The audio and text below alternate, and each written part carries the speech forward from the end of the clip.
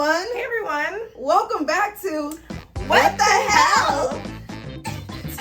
This gives very clueless. Very much so. Very much so. Okay. My name is Tatyana, your favorite surgical tech. I'm Jackie the Scientist, your friendly neighborhood scientist. And we are giving you a little story time today. Right? Story time. Story time. Story time. Gonna tell our stories for story time. Story time. Story time. Gonna tell our stories for story time. Hey, story time. Hey, story time. Gonna tell our story for story time. And a story. Time and a story time. Story. About to answer some no about it. What is this? A story time of first. First. Yep. First. So, Indeed. we're so the first of many. I could go first. Okay. To speak of the first. Okay. Yeah. Go talk about your first time. My first time.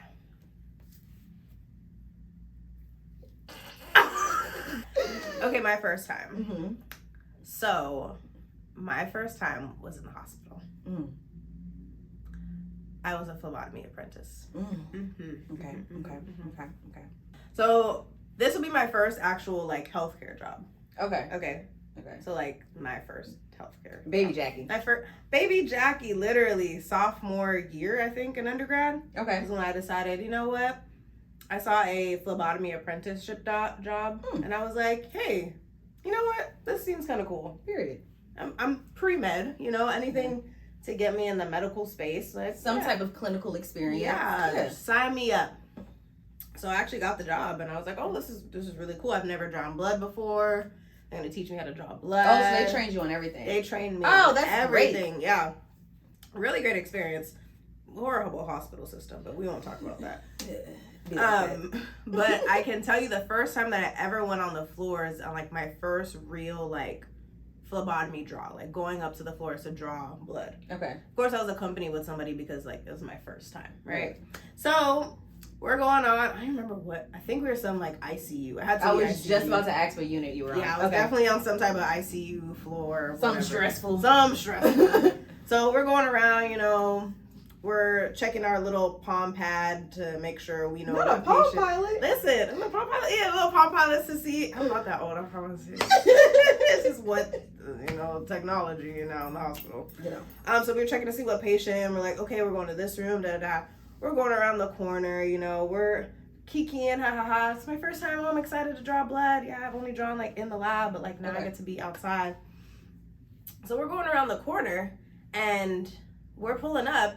And there's a family, in the room with the patient. And I'm like, okay, cool, whatever. Just do my checks. I'm getting all of my stuff prepped up. I have my gauze, my alcohol wipes, my tourniquet and everything. I'm ready. I am ready to go, right?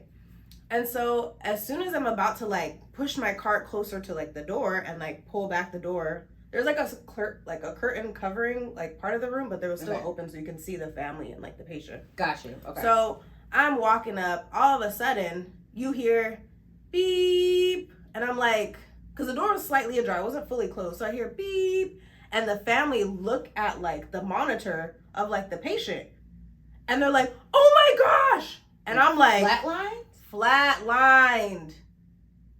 All of a sudden, code blue, whoosh, people coming in with the carts, nurses, respiratory, the doctor, everybody just running towards. Mind you, I'm still standing here, and I'm just like. And I will say, codes in real life are just like they are on TV. Yes, you gotta get out of the way. Move out the way. There, you gotta move out the way. The room gets flooded with people. Multiple people. Yeah. So like I stepped back obviously because like you don't need me, right? Yeah, no. You kind of don't need me. You need me because sometimes they do need us. Yeah, sometimes they need us to draw blood while the patient's actually coding because they need to see. So, but at the time, I mean, it's like my third day out here. like I can't process. So the person that's with me pulls me back. Okay. And they're doing their code. So like obviously they have someone doing chest compressions, someone doing all the IVs and keeping stuff like time. that. Keeping There's time. somebody with anesthesia, medication. Mm-hmm. There's somebody that's like facilitating everything. Exactly. Yeah. I know that since we were already there, I think they asked somebody in the lab to get like, we have like an iStat, which is meant for like blood gases to see like the patient's like metabolic, like anything having to do with respiratory. So like how your lungs are doing, like if you're getting enough air, like whatever. It tells you in that moment kind of like what the person's respiratory rate is. Okay. We don't have the actual device on us all the time. It's usually in the lab. And then when a code blue gets called, they call the lab down and they bring it So up. how do they use that device?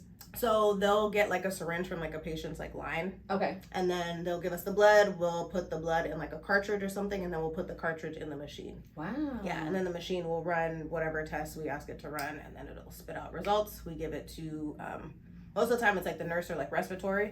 So if they have to adjust any of like the oxygen levels or whatever medication, they can do that in that time. It's so cool that you can get all that information from some blood. When I tell you blood is the most fascinating thing in the world, people think I be joking or I'm weird. Like, they're like, ugh. And I'm like, blood is literally your identity. Like, you can tell everything from a person just from like one drop of blood. Man. Yeah. So that's cool. Yeah. So they did their code, the code. Unfortunately, the patient didn't make it. The family was very distraught, of course, obviously. Especially being right there. Listen. Jeez. Yeah. Do you remember how long they were doing compressions for? Not that long. Oh, okay. Because I was still there. The reason why I asked that is because I know times that they have done compressions for like 40 minutes. Yeah. And it's the likelihood of being the same after 40 minutes of compressions is very low. Ribs be broke. Yeah. Swollen. Yes. Wow. Yeah, but I mean, how did you feel after that? I kind of was like, okay, this is what it's gonna be. Yeah. Like, I already knew, like, coming into the hospital, because my dad is a nurse. Oh, I didn't know that. Yeah, my dad's a nurse. Okay. My aunts are, like, are nurses as well. Like, so I know, like, healthcare. Like, I've seen, like, death, or I've been around, like, the idea of death, because my dad worked at, like, a nursing home for a bit as, like, a nurse. So, like, that didn't faze me. Mm-hmm. But, like, seeing it, like, right then and there, I'm like, okay, this is going to be, like, a common occurrence. So, like, understand what's going on. Yeah. Process it in the moment, but, like, don't take this with you. Yeah. Like, remember it, but don't take, like, whatever feelings that you're harboring with you, because these feelings can literally do you, like, can eat you up.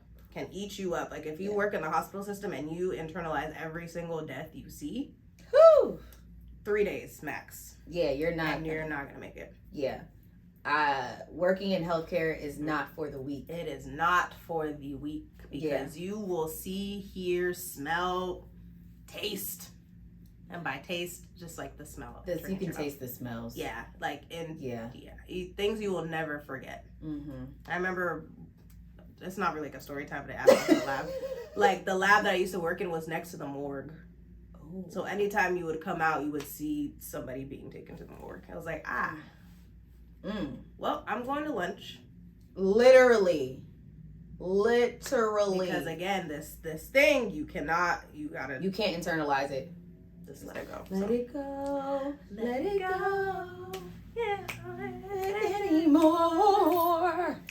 So yeah, that is my first story of first. Okay. My first time. Okay. Trying to draw blood. I ended up not drawing the patient, obviously, but it's okay. There was plenty of people on the floor. Okay, that's good. Just on to the next one. And now I'm a master phlebotomist. Period. I'll draw your blood. I think I have good veins. Really? See that right there?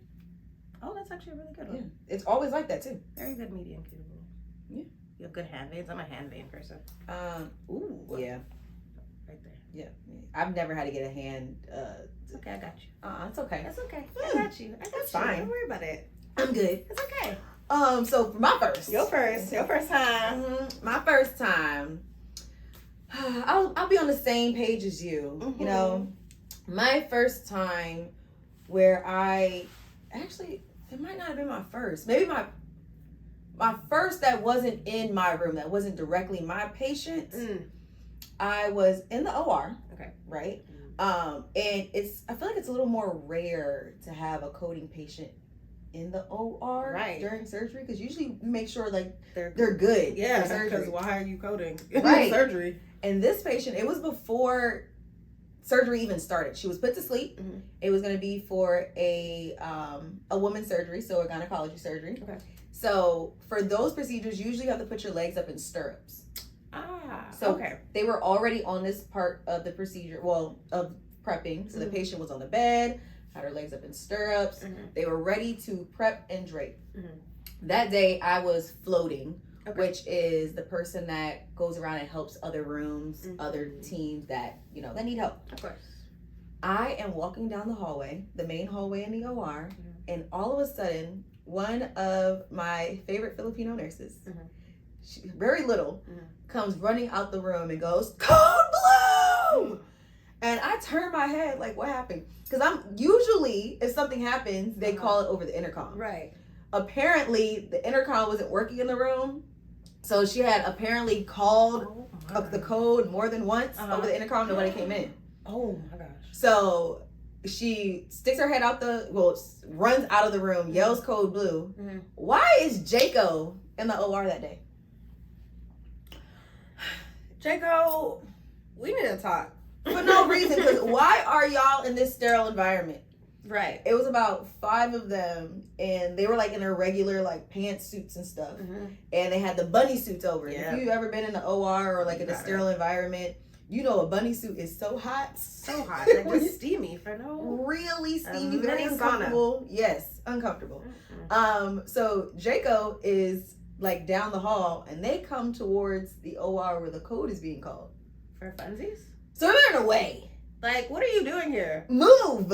Right? No, what are you doing here? Like, get out of here! Literally. So their staff members trying to like roll the crash cart into the room. Jaco was like, little Kimming in the way, like, get out. Move. They're trying to like look in the room, see what's going on. So in these situations when a patient is like their legs are up in a stirrup, part of the bed is taken off. So the first thing we're trained to do is hurry up, put the bed back together, take the patient's legs out of the stirrups. Because if you have to do compressions, you can't do that with the patient's legs up. Right. So I think everybody was just in shock. And again, this wasn't my room, but I walked in after everybody kind of like ran in the room, and everybody's like freaking out. And I was like, put the bed together. And I was like, you know what? Where is the bottom? So I'm taking the bed, slamming it together, telling people to move out the way, hurry up, take the patient's legs down. And they started compressions briefly, and then anesthesia, pushed some meds, and the patient, leveled out. Ooh, leveled out like, okay. Like they were good. Okay. Yeah. I was like, oh. So they immediately abort mission. Of course. So we did not proceed with the procedure. Should not. Sent her little tail right back to, actually to post-op instead of pre-op. She came from pre-op, came to the OR, and now post-op. Right. Because I don't know what the heck you thought this was, sister girl. No, ma'am. So, that was my crazy crashing patient moment.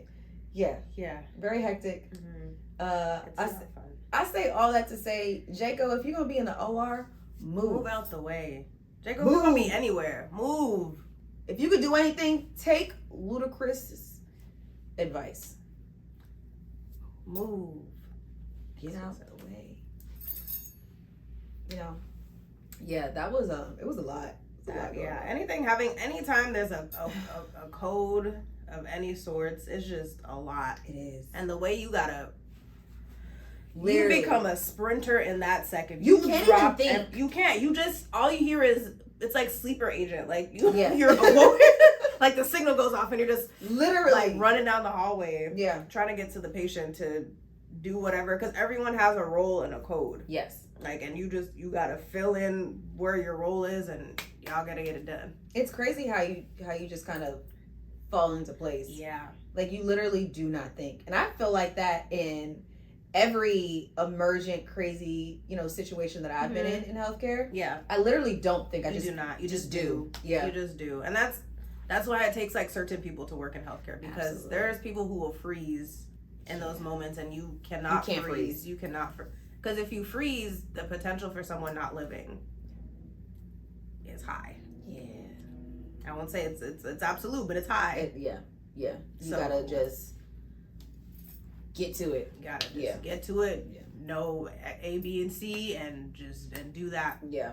And it's funny because when you first start, you never think you'll get to that point. No. It's like, oh my gosh, all this stuff is so overwhelming. Yeah, like I'll never be able to do this. And all of a sudden it becomes second nature. And then it's unfortunate because there's multiple codes and you might have to do the process over and over and over again. Yes. We even have trainings for codes. Yes. Like we actually have a lot of trainings. To get ready for those codes, there are trainings like, oh, you have 5 minutes to get all of this, or like you got 20 seconds to prep this sample or whatever, or what have you. We have whole trainings. Yeah, because like if you're not familiar with how to do a certain test, you are wasting time. Valid. You are wasting time and you are wasting samples because the patient does not have that much. So how long do those samples take to like process? Oh, it depends on the device.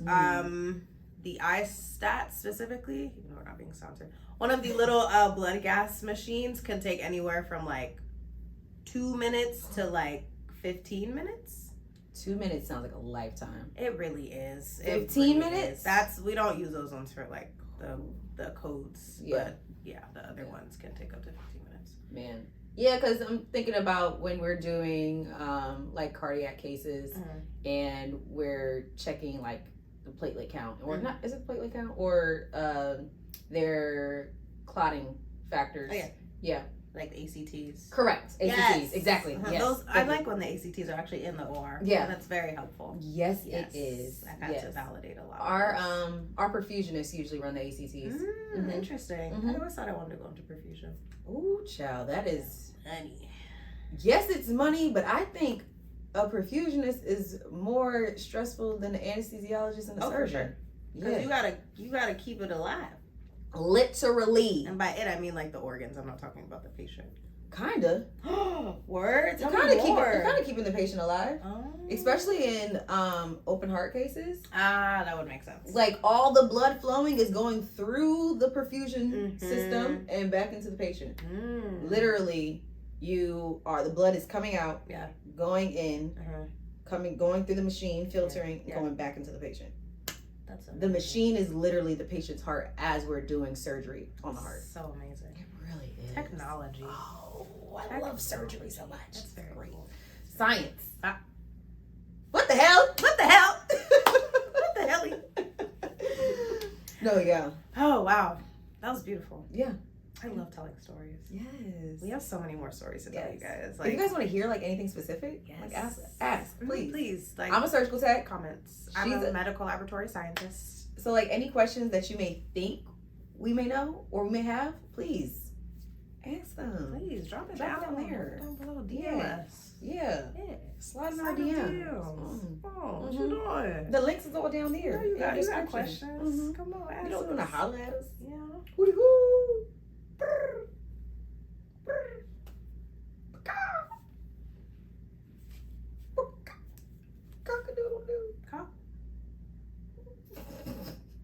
I didn't know any other birds. Neither do I.